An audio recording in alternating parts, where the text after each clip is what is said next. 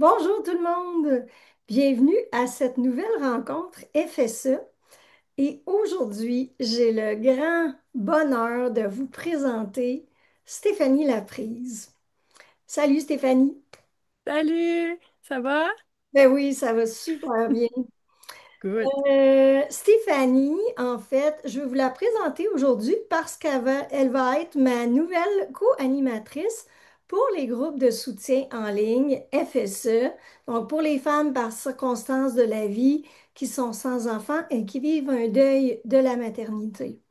Donc, elle va co-animer avec moi le groupe qui va commencer, les groupes qui vont commencer le 6 octobre prochain et qui vont durer 10 semaines.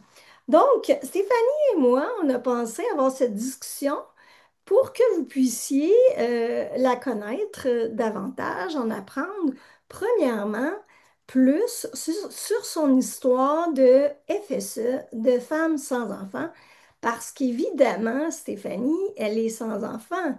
C'est important pour moi d'avoir une collègue qui partage ce statut de vie-là. Donc, Stéphanie, j'ai envie de commencer tout de suite en te demandant, mais c'est quoi ton histoire de FSE? En fait, mon histoire, c'est que ça commence très, très bien. Mon histoire, en fait, c'est que j'ai rencontré un homme extraordinaire, un homme merveilleux que j'aime beaucoup. Puis, je l'ai rencontré il y a plusieurs années, ça fait 22 ans. Et puis, cet homme-là, avec qui ça allait vraiment bien, on s'entend bien. Puis là, c'est mon conjoint maintenant. Lui avait déjà un enfant puis il n'en voulait pas d'autres. Fait que au début, tu sais, quand on se connaît plus ou moins, puis c'est nouveau, ben c'est le temps de se questionner, hein. Mhm. Puis je te dirais, j'ai passé comme un bon 2 ans intense à, puis tu sais, notion de deuil là-dedans, puis de dire, mais OK, oui, je choisis. Je choisis, mais pas parce que je veux nécessairement, mais parce que cet homme-là que j'aime, c'est, tu sais, je pourrais pas avoir d'enfant avec lui. Donc, je choisis de ne pas avoir d'enfant parce que je choisis d'être avec lui. Ouais. Ça prend du temps. Je choisis slash je renonce. Oui, C'est ça? vraiment. Vraiment, parce que moi, je pensais que, bon, tu sais, moi, j'avais 25 ans, puis je me disais, bon, on va avoir tu sais, je vais avoir des enfants, je vais avoir une famille, mais là, rencontrer comme la bonne personne, mais c'est ça, avec je vais dire avec une genre de condition qui est, il n'y en aura pas d'enfants, là, il n'y en aura pas d'autres. Fait que là, est-ce que je suis capable de vivre avec ça? Est-ce que je veux ça? Puis pour moi, c'était très important de ne pas avoir de regrets, de ne pas faire de ressentiment. Ça me tentait pas de détester cet homme-là. Fait que, tu sais, c'est important pour moi de faire le chemin Ouais. pour faire ce deuil-là. Fait que, Wow. ouais. Et il y a beaucoup de femmes qui viennent vers moi en portant cette espèce d'ambivalence de, ben, est-ce que je renonce à mon rêve de maternité et je me concentre sur ma relation qui est absolument extraordinaire avec un partenaire. Puis est-ce que je vais le regretter plus tard, comme tu dis, ou est-ce que j'assume?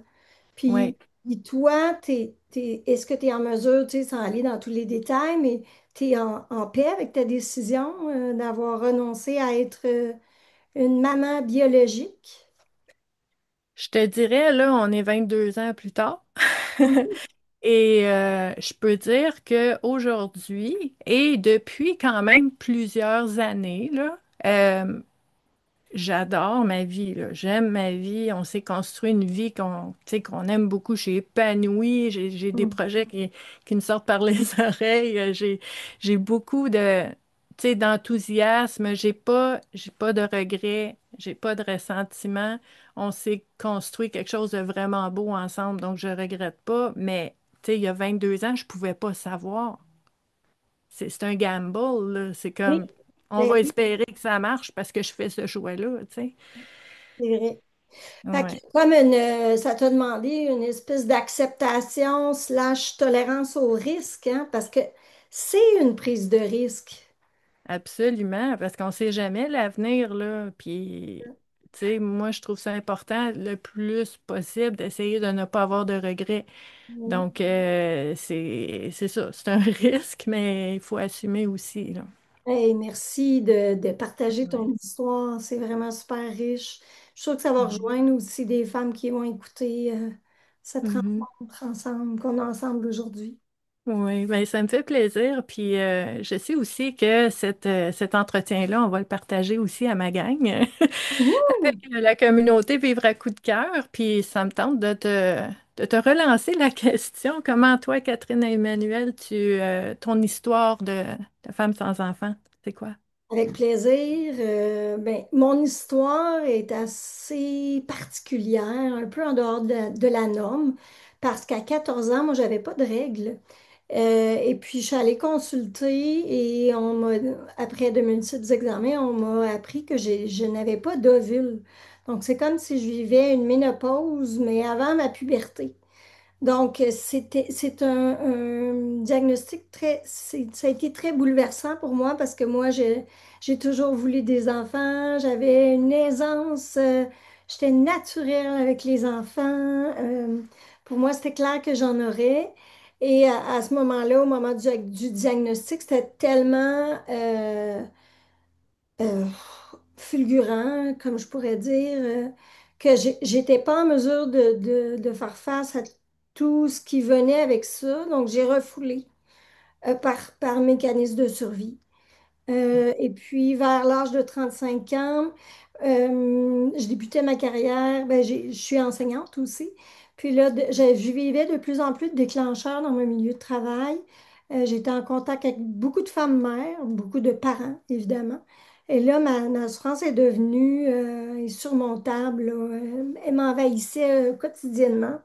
Alors, j'ai décidé de m'en occuper à travers un groupe de soutien auquel j'ai participé à ce moment-là, qui était en Californie, en ligne. Il n'y avait rien. Puis, Wow. j'ai été pendant 6 mois avec ces femmes-là.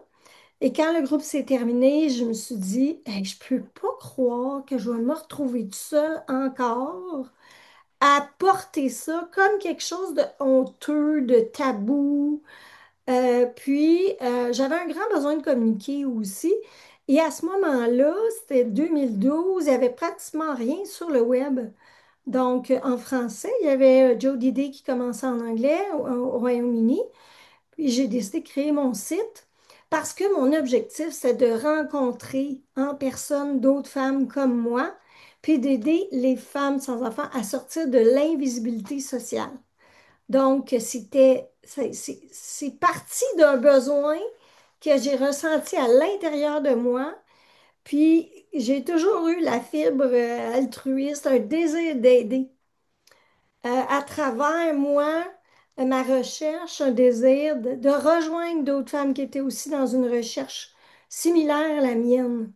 Donc, c'est pour ça que j'ai commencé à écrire, j'ai commencé à contacter des leaders un peu partout dans la francophonie, beaucoup dans le monde anglo-saxon, à tisser des liens, à faire des entrevues, à écrire des articles, à contacter des vedettes aussi. J'ai fait plein d'entrevues avec des vedettes québécoises, des personnalités connues plus en Europe aussi euh, dans le but de rendre ce sujet visible, qu'on en parle, qu'on sorte de la honte et que ça soit moins tabou. Oui. Wow. C'est un peu ça, mon parcours. Puis, je veux dire aussi, je suis une femme célibataire et j'ai déjà été en couple dans ma vie, mais pour l'instant, je suis célibataire. J'ai une sœur qui, elle non plus, n'a pas d'enfant, donc mes parents ne sont pas grands-parents. Oh. Ça aussi, c'est une particularité qui peut rejoindre certaines femmes sans enfants qui nous écoutent. Oui, oui, Donc, absolument. Puis d'une famille à l'autre, c'est pas pareil, hein? Comme moi, ça me fait penser, j'ai une sœur qui a 3 enfants, mais mon autre sœur, la plus vieille, moi je suis l'aînée, la plus vieille puis la plus jeune, on n'a pas d'enfants. Celle dans le milieu, elle a 3 enfants. Fait que là, c'est comme pas tout le temps la même vie, pas toujours les mêmes considérations, puis les mêmes décisions. Puis c'est important de le mentionner, là. Il y Oui, a une dynamique familiale aussi, puis ça, c'est quelque chose dont on va parler d'ailleurs dans le groupe qu'on va animer, là. Euh, oui, Parce que ça peut être un défi de, tu sais, c'est un défi de naviguer les relations sociales quand on absolument. n'a pas d'enfants. Oui, Donc, c'est un peu ça mon histoire que je t'ai vraiment racontée là, en abrégé. Puis oui. ben maintenant, Stéphanie, j'aimerais ça que tu nous parles de tes compétences. Qu'est-ce qui fait que toi, tu vas te sentir capable d'animer ce groupe-là? Puis qu'est-ce que tu vas pouvoir apporter à travers tes compétences aux participantes? OK. Oui, c'est une bonne question, en fait, parce que oui, de vivre l'expérience personnellement, c'est important, c'est une partie, mais après ça, d'animer un groupe, puis d'être capable d'accompagner, puis de soutenir, puis d'aider de façon concrète et vraiment, tu sais, utile, ça prend d'autres choses aussi. Euh, ben moi, en fait, je suis intervenante psychosociale depuis 8 ans maintenant. J'accompagne les gens dans leur cheminement personnel, surtout, je dirais, j'ai vraiment une aisance puis une compétence au niveau des, tu sais, des changements puis des moments de transition puis les grosses décisions, là, ça, je suis, souvent, on fait appel à moi pour ça. Puis j'ai travaillé beaucoup depuis 2009 en groupe de soutien pour les personnes endeuillées. Donc, deuil par décès, deuil de la vie, tu sais, de certaines situations. Fait que je trouve ça important de le faire. Puis en fait, c'est un privilège pour moi, tu sais, c'est un honneur de dire que je peux accompagner des personnes, des femmes dans ce cas-ci, à trouver un peu plus de légèreté peut-être, tu sais, puis à pouvoir se déposer, puis pouvoir se dire dans un endroit où est-ce qu'il n'y aura pas de gros yeux, puis où est-ce que on Hum, va pas banaliser, minimiser qu'est-ce qu'ils ressentent, puis leur expérience, parce qu'on sait c'est quoi. Fait que le fait d'être ensemble, en groupe, ouais. c'est quelque chose de vraiment, vraiment précieux, là, puis j'en suis convaincue. Ah, génial, mais hey, je savais pas que tu travaillais depuis aussi longtemps. Dans ma tête, j'avais 18 ans, mais là, tu dis que tu travailles dans ça depuis 28 ans ici. Oui, oui, Puis, tu as aussi toute une compétence, que je pense que c'est important de le dire, de transmission. Toi, à travers ta communauté qui s'appelle Vivre à coup de cœur, tu provoques des rendez-vous avec tes membres à travers oui. différents types d'activités, dont la fameuse activité Connais-toi toi-même. Veux-tu nous en glisser un petit mot? Oui, en fait, moi, ce que j'aime dire, parce que tu sais, des fois, les gens, ils veulent qu'on se décrive rapidement dans quelques mots, puis Oui. quand j'ai pas le choix, puis il faut que j'aille vite, j'aime ça dire que je suis déclencheur de prise de conscience. Moi, Oh, c'est ça que je fais dans la vie. C'est ça que je veux. C'est ça que je trouve utile. Puis dans toutes mes activités, c'est mon objectif parce que quand on prend conscience de quelque chose, on va pas être sur le pilote automatique. On n'est pas en train de subir des choses. On en a conscience. C'est là qu'on peut choisir. Fait que pour moi, c'est la base. oui. Puis connais-toi toi-même, ben, c'est une des activités où est-ce qu'on fait ça. C'est tous les dimanches matins Mhm. sans relâche depuis 7 ans. Tous les dimanches matins, je brunch en ligne avec les gens pour explorer différentes thématiques qui peuvent avoir un impact sur notre quotidien, puis avec ces prises de conscience-là, qu'on puisse vraiment changer des choses si on a besoin. Fait que c'est vraiment important pour moi. Puis comme je dis souvent, le fait de pouvoir tu sais, aider, pour moi, ça passe aussi par le fait d'être accessible. Fait que, tu Oui. sais, le fait d'être en ligne, le fait que j'ai beaucoup, tu sais, ces activités-là sont gratuites. Fait qu'on vient, on profite, tu sais, on grandit, on apprend à travers ça, puis c'est pour tout le monde. Fait que ça, je trouve ça important aussi. C'est remarquable ton engagement, vraiment, je veux te le dire. À chaque fois, ça m'impressionne comment tu es dédié à aider dans le temps. Ouais, C'est bravo, vraiment. merci. Merci, je suis contente. Ça me fait chaud au cœur de l'entendre. Ça me fait plaisir de le faire, mais j'aime ça entendre que aussi que c'est apprécié et c'est reconnu, là. Et oui, oui, Merci. ouais. Puis toi, Catherine Emmanuel, en plus d'être enseignante, c'est quoi qui fait que vraiment tes groupes de soutien, ça peut vraiment aider les gens, là? Écoute, je pars vraiment. Les groupes s'assoient sur deux éléments. Alors, mon expérience de l'intérieur, mon expérience personnelle de FSE, de femmes sans enfants.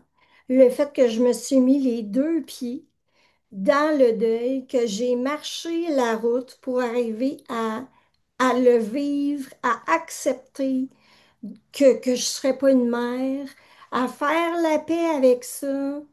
Ça, c'est mon expérience de terrain, je dirais. Aussi, j'ai développé toute une compétence dans le fait d'articuler ma pensée autour de cette thématique-là en écrivant, en interviewant, en écoutant des clientes, en, en tout le temps en me repositionnant et en re-questionnant ma manière de voir le phénomène, le fait d'être femme sans enfant. Euh, Ça m'a permis vraiment de faire évoluer ma pensée. Donc, en fait, c'est à travers mes actions que je me suis construite une compétence et une compréhension de l'intérieur du phénomène. Euh, Ça, c'est la partie reliée à mes écrits, mon site. L'autre partie, c'est toute ma compétence que j'ai développée en tant que TRA, thérapeute en relation d'aide, par la NDC. La NDC, c'est l'approche non directive créatrice qui a été créée par Colette Portelance, une femme qui m'a aidé à transformer ma vie, carrément. Vraiment. Moi, je suis allée à une conférence de Colette Portelance, je l'ai entendue, j'ai trouvé qu'elle était d'une humilité touchante et en même temps qu'il émanait d'elle une compétence euh, incroyable. Et ça m'a donné envie d'aller m'outiller pour être capable d'accueillir le vécu souffrant des gens. Donc, Oui, j'ai toujours porté en moi un désir d'aider.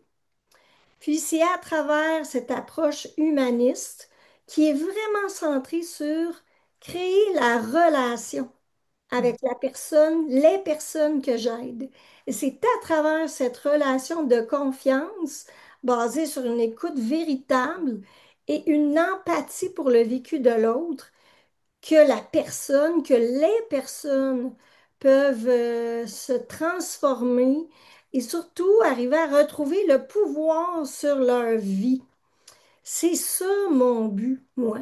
C'est d'aider les femmes à retrouver leur pouvoir dans leur vie à travers euh, des relations qu'on tisse ensemble, empreintes vraiment d'empathie, de sensibilité, d'écoute, mais aussi en montrant ce qui se passe pour elles, en faisant des reflets, en étant honnête, oui, en disant les choses comme elles sont. Donc, absolument.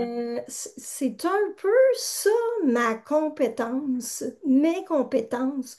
Donc, assise sur des connaissances qui se sont peaufinées à travers mon site et que je suis venue ajouter la compétence de thérapeute en relation d'aide. Puis, on ne peut pas non plus nier l'enseignante parce que je suis encore enseignante. Ça fait 22 ans que j'enseigne. Donc, j'ai un désir et un plaisir pour la communication et la transmission. Donc, Mhm. c'est pas mal ça, je te dirais, au sujet de qui je suis au point de vue compétence. Oui. Oui, puis je trouve ça intéressant aussi ce que tu dis parce que, tu sais, dans nos groupes de soutien, Oui, tu sais, il y a toute cette expérience-là, cette compétence-là, mais je pense que moi et toi, l'une autant que l'autre, on a cette capacité à vulgariser puis à y aller dans la simplicité aussi, là. On n'est pas là pour se compliquer la vie, on veut se dire les vraies affaires, on veut, tu sais, on veut aller dans le vrai, dans le cru, dans ce qui est là, dans le moment, fait que ça aussi, c'est important, là. On va être vraiment vraiment nous-mêmes, là. Puis je Oui. vois ça vraiment comme un beau cercle de confiance, Ben vraiment. oui. Et ça se fait dans le non-ménagement, c'est-à-dire on dit les choses telles qu'elles sont. Ça ne veut pas dire qu'on rentre dans les gens comme un 10 roues, mais on est honnête, on dit les choses avec délicatesse, mais avec franchise aussi. Absolument. Puis Le but, c'est ça qui est important. oui, Oui. Parce que je pense que quand on va sortir du groupe puis qu'on va voir nos familles, nos amis, nos collègues, va falloir utiliser ça aussi pour dire, OK, comment je fais pour m'affirmer avec délicatesse, avec respect, mais en étant très, très clair, puis on met les bases, là, puis on va pouvoir le répéter dans notre vie après au besoin. c'est ça Très utile. l'objectif en fait, hein. C'est Ouais. de partir de ce qu'on apprend au cœur du groupe qui se veut un safe space pour être capable de le réinvestir dans vos vies. C'est ça qu'on veut vous amener à être Ouais. capable de faire. Puis, Mhm. justement, là, je voulais savoir, toi, qu'est-ce que tu espères que les participantes vont vivre euh, à travers ce groupe-là? Ouais. Moi, ce que j'espère que les participantes vont vivre, c'est vraiment un sentiment d'appartenance, un sentiment de pouvoir être soi-même sans censurer ce qu'on ressent ou ce que nos expériences, sans avoir besoin de justifier ou de s'expliquer. On est tout année de justifier tout le temps. Tu sais, j'ai envie qu'on ait cet espace-là. Euh, Puis j'espère aussi, ce que j'espérais pour ce groupe-là, c'est que les femmes puissent se sentir de plus en plus légères. Hmm. À la base, là, c'est vraiment ça, parce que c'est lourd à porter. Quand on est pris dedans, là, c'est vraiment lourd. Donc j'espère, je souhaite pouvoir être témoin aussi de cette légèreté-là de semaine en semaine. Ça va être tellement beau. Ouais. J'ai hâte. Moi J'ai aussi. hâte qu'il monte, j'ai hâte de vivre ça. J'ai hâte de vivre ça avec toi, j'ai hâte de vivre ça avec vous, mesdames. Ouais. Euh, Puis moi, en fait, j'ai le goût de prendre la balle au bon puis de te dire, Ouais. moi, qu'est-ce que j'espère que les participantes vont vivre? J'espère qu'elles vont se sentir libres, libres d'être et de dire tout ce qu'elles osent pas dire d'habitude, de peur de déranger, de peur de blesser, de peur de... J'ai envie de leur offrir un espace de liberté, d'être comme elles sont, puis aussi avec leur intensité. Mm. Ce que j'observe souvent dans les groupes, il y a des femmes qui commencent à parler puis qui parfois qui s'excusent tu sais, qui s'excusent d'exister avec un vécu qui peut être, tu sais, qui peut être difficile ou chargé. Moi, j'aimerais ça qu'elles se sentent libres d'être ce qu'elles sont, telles qu'elles sont. C'est Ouais. ça que j'aimerais offrir. J'aimerais ça aussi qu'elles puissent enfin rencontrer des femmes comme elles pour dire, aïe aïe, aïe aïe, je me sens exactement comme ça. Je pensais pas qu'il y avait quelqu'un d'autre qui se sentait comme moi. Tu sais, Ouais. l'effet miroir, là, moi, j'aimerais ça permettre ça, faciliter ça, offrir ça, qu'elles Ouais. ressentent que c'est plus un match de tennis tout seul à frapper la balle sur le mur puis qu'elle te revienne dessus. C'est un échange, enfin, avec des femmes qui vivent des situations similaires. Ouais. Ça, là, pour moi, là, c'est la liberté à travers les échanges. Puis l'idée qu'on peut se voir à travers l'expérience, la sensibilité, le cœur, les épreuves que les autres vivent, puis Ouais. qu'on peut se témoigner mutuellement de l'empathie, du soutien, de la sensibilité. C'est tout ça, en fait, que j'ai envie d'offrir, que j'espère que les Ouais. femmes vont vivre dans notre groupe.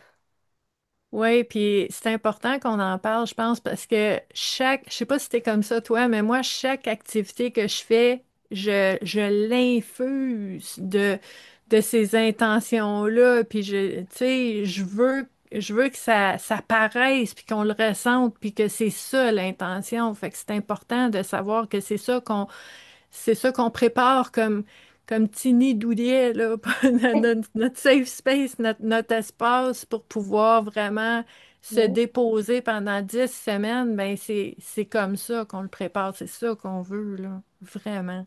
J'aime ça quand tu arrives avec l'image du nid douillet. Ça m'amène Ouais. à essayer moi-même de voir ce serait quoi la représentation, euh, l'image qui cadrerait avec ce que je souhaite créer.